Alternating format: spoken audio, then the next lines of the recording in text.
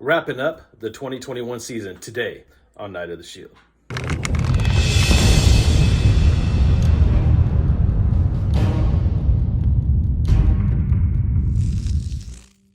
Welcome in, everybody, to another edition of Night of the Shield. Man, I am so eager to kick this new season off for many different reasons. I want to create a whole new chapter when it comes to this channel in 2022. I did some work in 2021. I'm actually pretty proud of what have accomplished, considering the past few years for sure.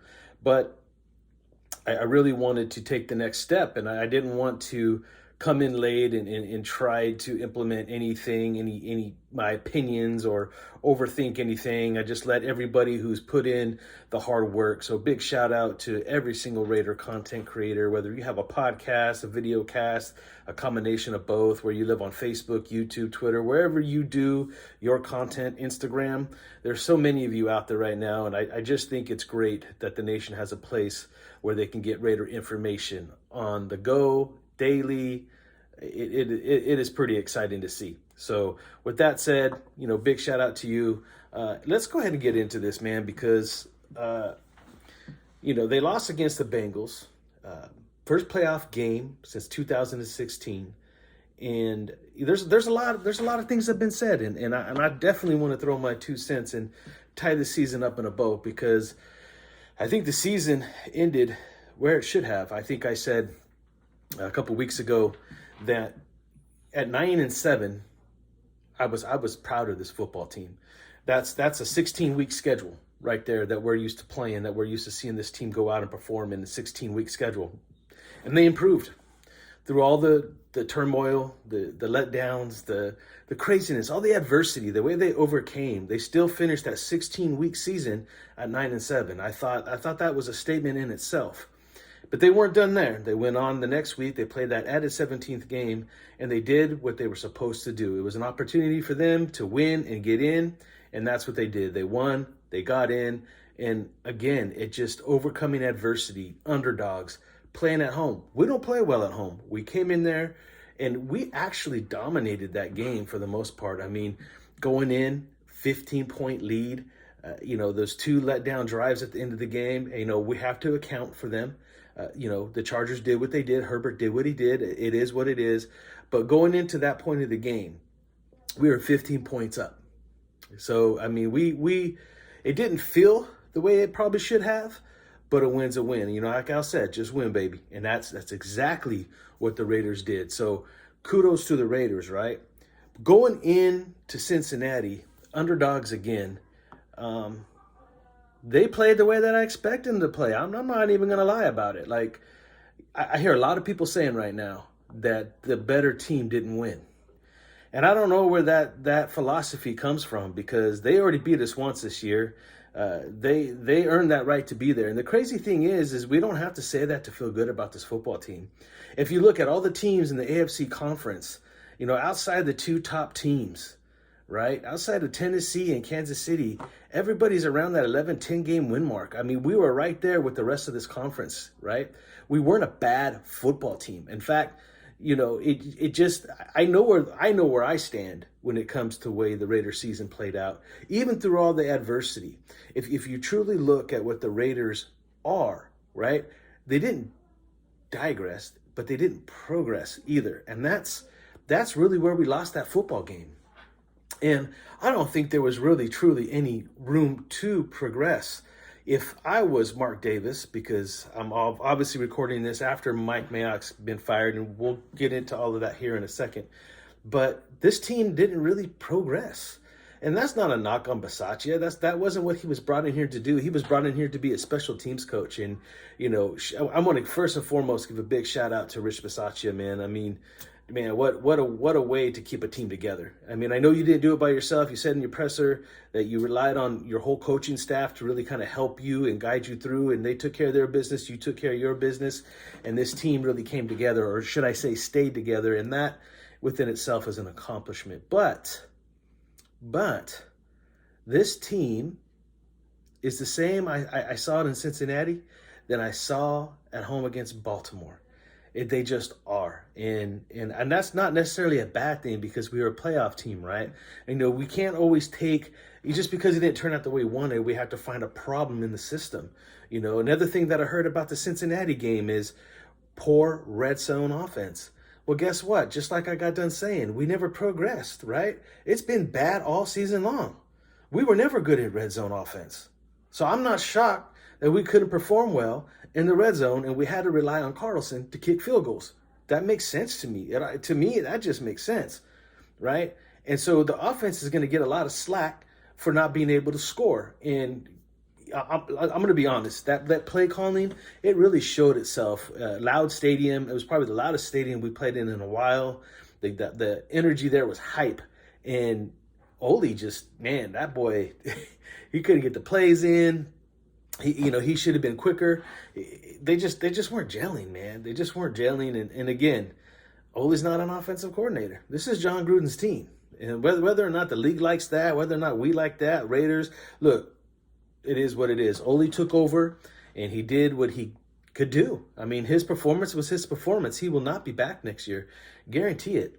And looking forward, right, if we're going to judge this team, because this is, again, we're talking about consistency. That's the one thing we always said the Raiders weren't, they're just so inconsistent. I've even said that. But as I was just going over the game and just going over the season and taking it all in, I'm like, dang. Technically, they were actually pretty consistent. Everything that was wrong with this football team stayed wrong with this football team. I think the only improvement that I saw was actually in our offensive line, to say the least, because it still wasn't enough. That still was a poor offensive line, which kind of leads to us being a poor red zone team in general. But if we're going to say we're a poor offensive team inside the red zone, and with that, we need to score touchdowns and not field goals. And if we would have done that, we would have won the game. Well, guess what? We have to say that to the defense too, because it's that bend don't break defense. It's that we'll do just enough. We'll let them in field goal range. They kick field goals. Okay, they got 2 touchdowns on us. It is what it is. I'm not even going to talk about all the controversial calls and the refereeing. I mean, that's every game across the board. I don't get into all that no more. I let a lot of that go. I think they've shown that they'll do that to any team, not just the Raiders. But here or there, right? The defense needs to play tighter. The defense needs to make more stops without that team scoring points. If they would have done that a few times, we're right into this game. It would have been a field goal to win the game, and we could have done that too. So we can't play the what if. If we're going to say we're a poor red zone offense, which we are, granted. And if we're going to say, hey, because we got to outscore the team. That's the whole goal, right? The one with the most points wins the game. So the Raiders put up points. They put up only 19. It wasn't a lot. They didn't play all that great. They should have been more touchdowns. That number should have been higher. But the defense also gave up 26. Maybe the defense should lower that number. Now, I'm not saying the defense is bad or it's the defense's fault. I'm just saying that if you look at the whole season, that's just the way it played out. That's just the way we played defense week in and week out. The defense has really stepped it up in the last month. But the offense, look at what they were dealing with. Shout out to Zay Jones. Zay Jones finally got an opportunity. And granted, that guy's not a number 1 wide receiver, but he came out there and he did his thing. He played down the stretch, these last 3 games in particular, that boy played some ball, man. I'm really impressed with Zay Jones. I hope that he finds a spot on this roster next year, but being at the level that he's at, we'll have to wait and see, who's going to be the coach and what have you. But that boy balled out, in my opinion, for what he is. He really did. He really made some big plays. He really showed that he's on the same page as Derek. So did Hunter Renfrow. And look, man, I could see, we know what this team needs moving forward. I already know what we're going to be talking about in the offseason. We're going to be looking for a right tackle, first and foremost. We're definitely possibly looking for a left guard. Maybe we don't need to. We still got Denzel Good coming back. He can fill the gap. But we definitely need to address our offensive line. Regardless, we need to address the offensive line. First and foremost, that's the number 1 thing this offense needs. And then we need that wide receiver. But I would argue, and we're going to get into this more as our season goes on, but I wouldn't stop at just 1. I mean, we need to go get some more weapons. If we're going to compete in this division, we need more weapons. And I'll leave it at that. But I think if you look at this team as a whole, man, it was consistent. I mean, the Raiders were the Raiders. And I think there would have been a lot more room for progression had we didn't lose our head coach. And the reason I say that is because, again, Bisaccia is just not, it's not what he was brought. He wasn't prepared for this.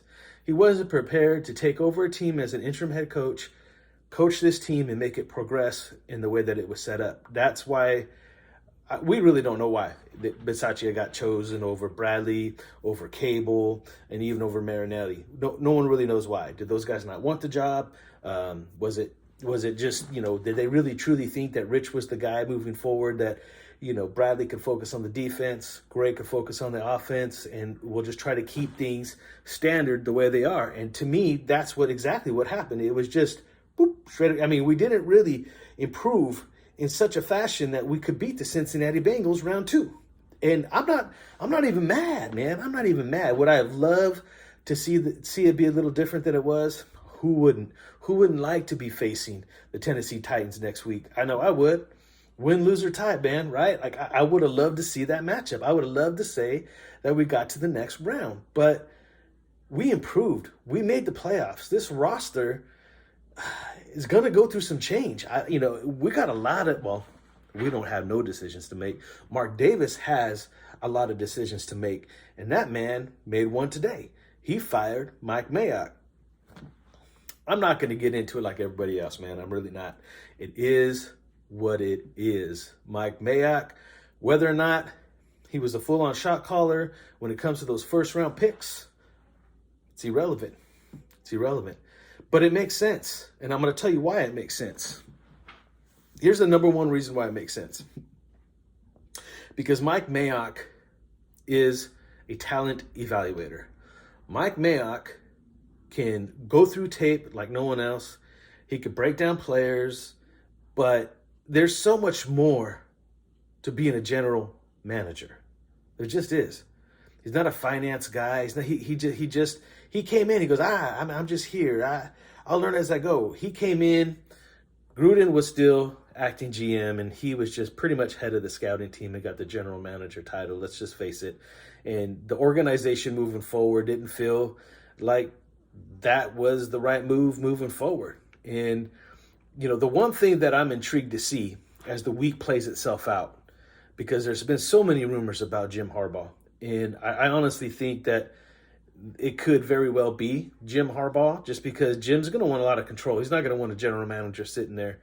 And regardless, trying to keep this team together, trying to keep this team flowing the way it has been.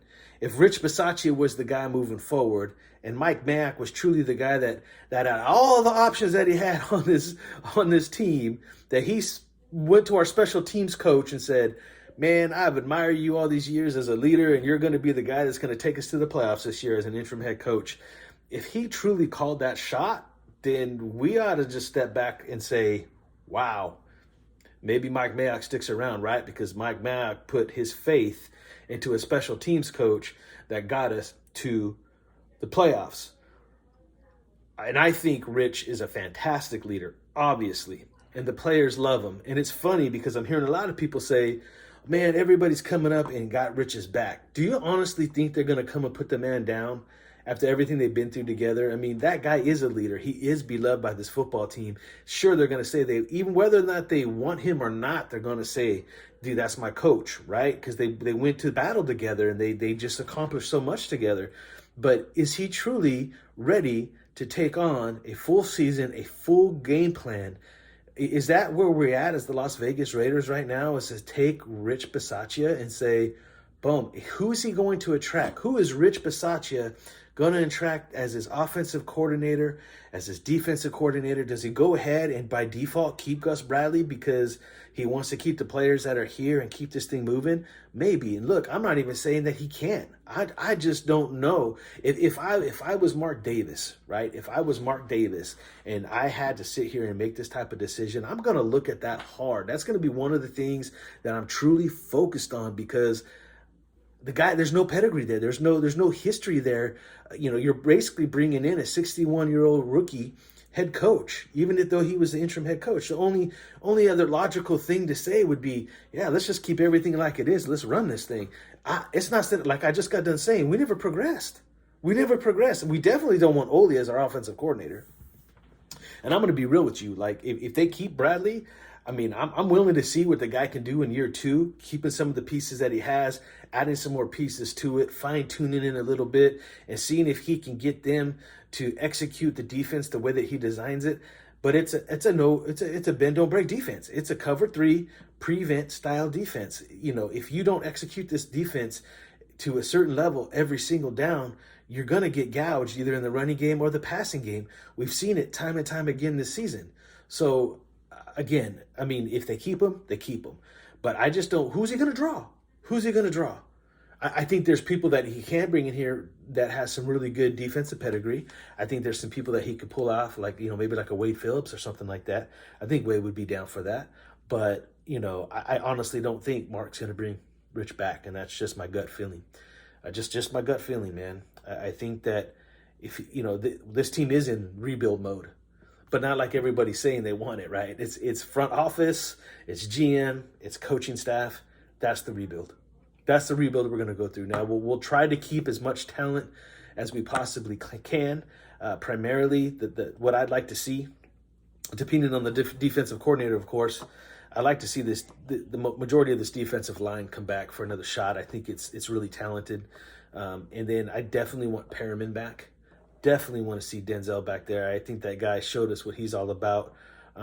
As far as the rest of it goes, I mean, as far as, you know, like KJ Wright and what have you, you know, Corey Littleton's probably gone. You know, I think we got young pieces. We got Nate Hobbs. We got Diablo. We got Mullen. Although I'm going to be honest, Mullen's not that shutdown guy we need. Casey Hayward moving forward. If Bradley's not here, I don't know if Hayward fits the bill on this football team right now. We got some good players back in the backfield. I think Mayock, you know, I mean, he didn't do anything overly spectacular, but he didn't give up a whole lot of craziness either. I mean, he held his own. He didn't get overly exposed whatsoever all season as a rookie. I thought he played solid. So, you know, there's on both sides of the ball, there's definitely pieces. There's pieces to bring back. There's pieces to evaluate. There's some change regardless of who the defensive coordinator in. But wrapping a bow on this, right? You know, the real new season for Night of the Shield will be starting very soon. I'm still trying to figure out a recording space here at the house. I built this portable.